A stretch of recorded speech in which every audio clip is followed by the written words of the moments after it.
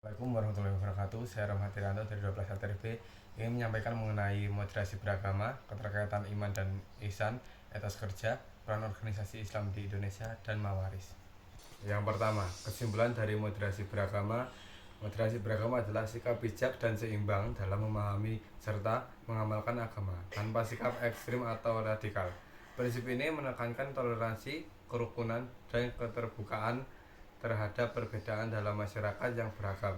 Melalui moderasi, individu dengan komunitas dapat hidup berdampingan dengan damai, saling menghargai keyakinan satu sama lain, serta meminimalkan konflik antar agama.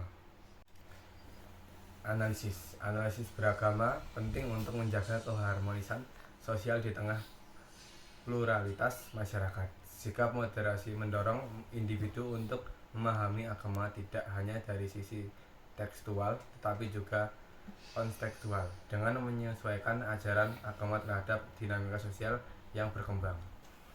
Refleksi diri dari moderasi beragama. Dalam merefleksikan moderasi beragama, penting bagi setiap individu untuk mengevaluasi bagaimana sikap kita dalam menjalankan agama di tengah keberagaman. Refleksi ini juga membawa kita untuk memahami bahwa peran agama bukan hanya sebagai pedoman spiritual pribadi, tapi juga sebagai sarana memperkuat ikatan sosial dan menebarkan nilai-nilai kasih sayang, keadilan, dan kedamaian bagi semua manusia. Kesimpulan dari keterkaitan iman dan ihsan merupakan dua konsep fundamental dalam ajaran Islam yang saling berkaitan.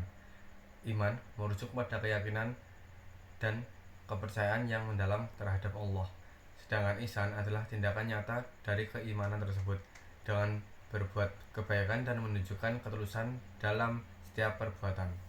Analisis keterkaitan iman dan ihsan memiliki hubungan yang erat dalam membentuk karakter seseorang muslim. Iman adalah aspek spiritual yang terwujud dalam kepercayaan kepada Allah, malaikat, kitab, rasul, hari kiamat, dan takdir. Sementara ihsan adalah cara mengaplikasikan iman tersebut dengan optimal, yakni beribadah kepada Allah seolah-olah melihatnya. Dari keterkaitan iman dan ihsan, dalam merefleksikan diri, penting bagi setiap muslim untuk mempertanyakan sejauh mana iman kita terimplementasi dalam kehidupan sehari-hari melalui tindakan ihsan. Etos kerja mencerminkan sikap, nilai, dan moralitas seorang dalam menjalankan tugas serta tanggung jawab di tempat kerja.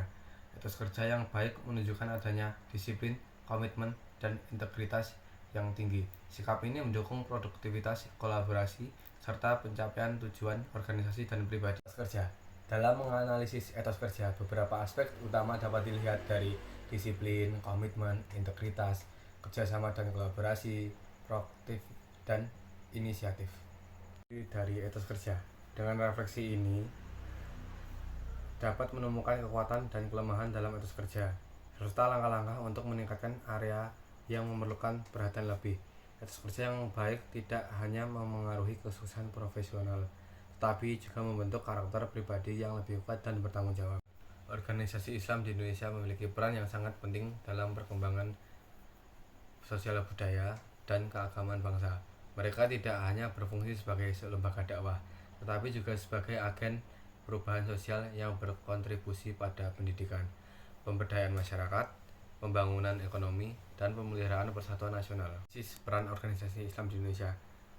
Organisasi Islam di Indonesia seperti Nahdlatul Ulama dan Muhammadiyah memainkan beberapa peran penting, yaitu pendidikan, dakwah dan pengembangan nilai-nilai keagamaan, pemberdayaan ekonomi dan sosial, memelihara persatuan dan toleransi.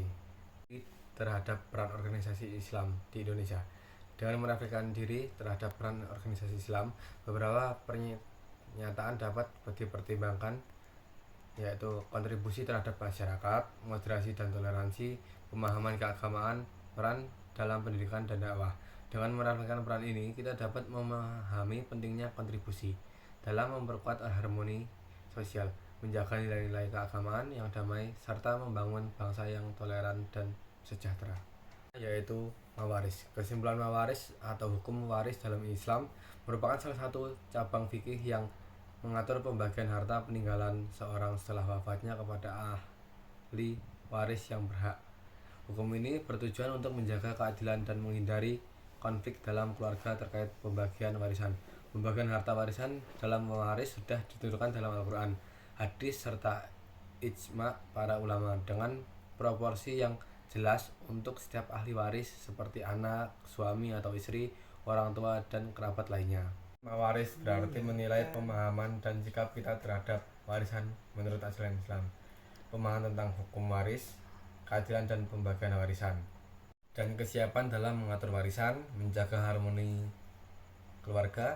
Dengan refleksi ini, kita dapat lebih siap dalam bijak dan menghadapi persoalan warisan serta lebih memahami keadilan dan tanggung jawab yang terkandung dalam hukum mawaris Islam. Ini bukan hanya tentang pembagian harta, tetapi juga menjaga kebersamaan dan kedamaian dalam keluarga setelah seorang meninggal dunia. Karena dimulai, maka juga akan diakhiri. Jika diakhiri tanpa memulai, itu bukan presentasi, tapi masalah hati. Sekian dari saya. Wassalamualaikum warahmatullahi wabarakatuh.